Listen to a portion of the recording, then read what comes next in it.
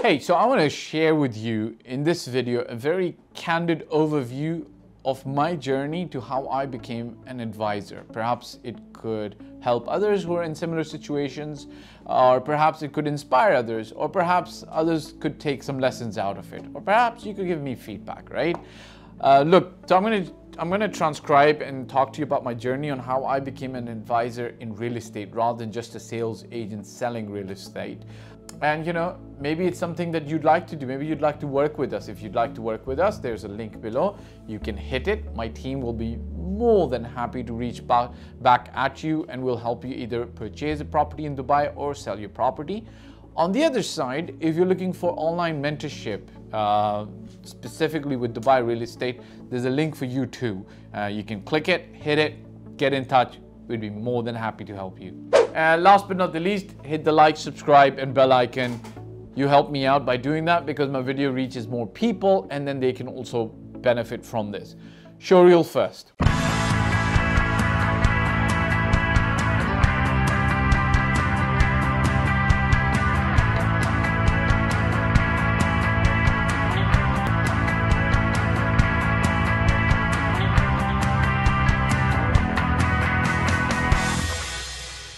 All right, guys, welcome back. So to give you a little bit of a background, I was born and raised in Dubai. My family today is 4 generations in Dubai. So I'm a born, bred, know Dubai inside out. My grandfather was a business person here. My father was an engineer, worked with Dubai municipality over here. I grew up here, high school here. Then I spent about 7 years in Canada.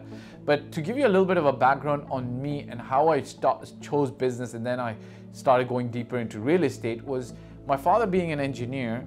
I don't know why, but he kind of encouraged us, all of his children, into the non-engineering or the non-scientific fields.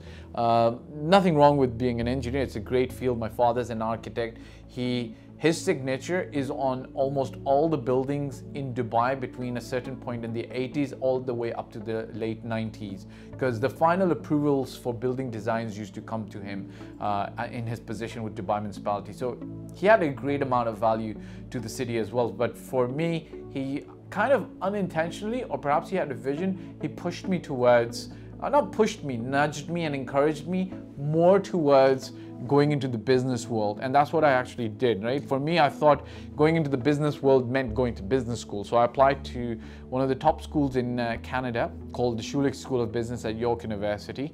I didn't get in there immediately in the first round of admissions. I got in there like after a month, but that's a story for another video on how I managed to get into the business school. I think that video I've shared with my younger brother, it inspired him. I'll share it with you as well. But you know, here I am, I get to one of the top business schools in Canada called the Schulich School of Business. It's at York University in Toronto, Canada. I definitely think that the school pushed me a lot in terms of work ethic, in terms of framing my mind, in terms of getting me to start thinking out of the box. But beyond the business school, I made a lot of connections with mentors back in Toronto. And straight out after graduating from business school, from the Schulich School of Business, in 2005, one of those mentors, those contacts, approached me and said, look, I've got this large project where a fund wants to invest a large amount of money in the Canadian real estate market. I want you to start looking at the Canadian real estate market and give us a report of where they should invest. Now, I did give them a report and I did charge them for it. I don't think, knowing now what I know today after about 17 years, that report was really worth its salt, right? Back then, as a young graduate, maybe I think I was 21, 22, 23, I don't know, 24 years old, I don't remember. But at that age, I didn't really know real estate inside out. I did go deep into the industry. I understood what the market is, how it's operating, what's doing. And I gave them recommendations, as any consultant would do, of how they should enter the Canadian real estate market. And I think my recommendations were along the lines, if I remember correctly, that they should acquire houses to refurbish them, to sell them, and then go into all the way into investments after that, and then development. I think I would have been on the money actually with getting a lot of houses and refurbishing them. takes a lot of time, but I think I would have been on the money, because you can't go wrong with refurbishing a house in Canada in a location that's in demand. It's too difficult to go wrong in a mature market like Canada, okay? So that's how I remember actually referencing, so how the videos about how I became an advisor, right? So to become an advisor, you have to be open to others' expertise. And I remember accessing a Harvard textbook that was about real estate, right? I didn't have access to a Harvard professor at that time, but today you would, because of YouTube, Coursera, and all the courses that are available. But at that time I had textbooks in the library. I went, I read, I did case studies, I did analysis and stuff like that. So I'm definitely getting pushed in this direction, and I'm trying to realize that, you know, real estate's a great industry. It's a huge industry. You know, if you really think about it, it's in Pakistan, we say when the politicians need votes, there's 3 areas that they focus on. They promise you what, Debran? 3 things, right? Roti, kapra, makan. So bread, cloth to cover it. So bread to eat, clothes to wear, and then what else? Huh? House to stay, right? So that covers real estate, and that really gets you to that level of understanding that real estate is prevalent. And that's when I got turned on, and I started understanding that, wow, real estate as an industry. Because, you know, when you go into business school, you start about, will I start a business? But business school actually doesn't get you going with respect to starting a business. Business school pretty much prepares you to go and work for Procter & Gamble. Business school prepares you to go and work for Unilever. Business school prepares you to go and work for, I think there was a company, uniform company called Cintas in Canada, right? So somebody else has set up this great big business, and business school prepares you to go and become a cog in the wheel. I chose the more entrepreneurial route for myself, straight out of business school. And real estate is not really discussed as an industry, right? But I found, like, wow, real estate is pretty gorgeous. It's pretty amazing. There are people who are doing billions in dollars worth of real estate deals and then developments right across every major city in the world, from Moscow to Tokyo to Toronto to Dubai. Like, you know, there's serious work being done. So that kind of like tuned me into real estate. And guess what? By 2006, 2007, Dubai was booming, right? So even though I started with my real estate exposure in Toronto, Canada, Dubai was booming, and, you know, my entire family, which included my father, mother, etc., brothers, were still based in Dubai. So it just made a lot of sense for me to move to Dubai at that stage. And, you know, the industry was booming. So I kind of like dabbled a little bit in real estate. By the way, my father was with one of the mid-tier developers at that time, who used to do a lot of not a lot of developments, they used to do some developments and a lot of buying and selling of real estate. So again, I'll give you an example. I land in Dubai, and my father is in charge of taking over 32 buildings in, this is a place perhaps well known to a lot of investors from the early days, in International City, okay? So what my father's companies had done, they had bought about 32 odd buildings from the major master developer in Dubai called Nakheel, and they had sold them on. But back then, it was a hodgepodge of services. Like Nakheel, I think, would not carry out the handovers themselves. The developers would do that, I think. Or the people who bought the apartments would do that. So here I am in 2007 in Dubai. I go to this brand spanking new area called International City, right? That place looks amazing, gorgeous, it's clean, it's brand new. When you look back now, it had a few key things missing, such as covered parking, no gymnasiums, no swimming pools, but it was what it was for that period in time, okay? It kind of like matured into its own community, but I'm just explaining to you the kind of exposure I got.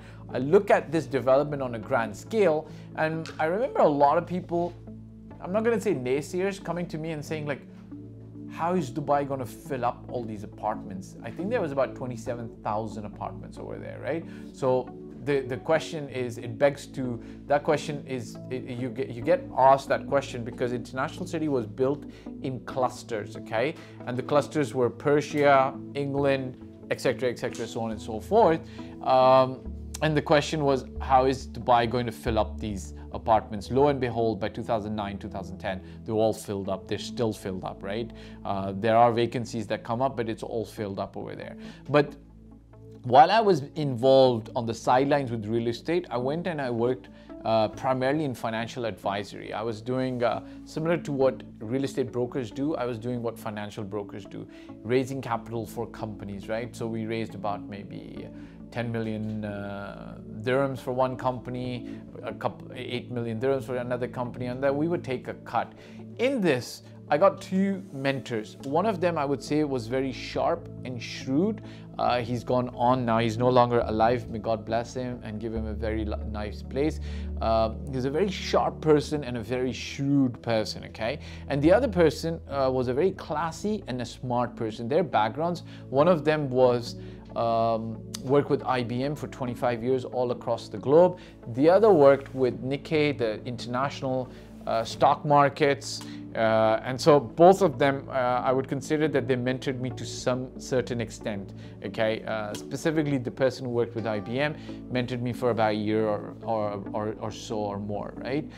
So this is me getting developed as an advisor, right? Because for a kid straight out of business school, I get to work with CEOs, go to big meetings with board members, and I'm 25 years old.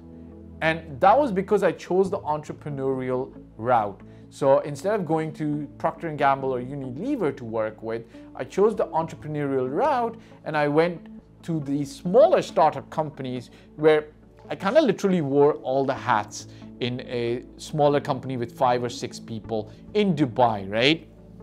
Oh, by the way, I did some consulting in Canada as well for one of my friends. We raised capital from the government of Canada because he was a Canadian citizen and the Canadian government would give you money if you wanted to actually do a business that they think that would go somewhere, right?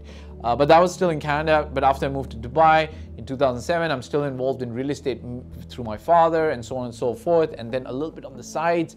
But from my mentor perspective, I'm doing financial advisory. And then I go on to meet my first business partner in real estate, okay? He's a management consultant. His background, amazing gentleman. He was the person who set up UPS, which is a multi-billion-dollar company. He's the person who set it up in Canada with a 12-member team. He flew in from the US and he set it up in Canada, and I think he had a lot to do with me going into real estate full-time. And I'll explain to you how that helped. So this mentor of mine, he told me a story that happened with him in his lifetime in New York, okay?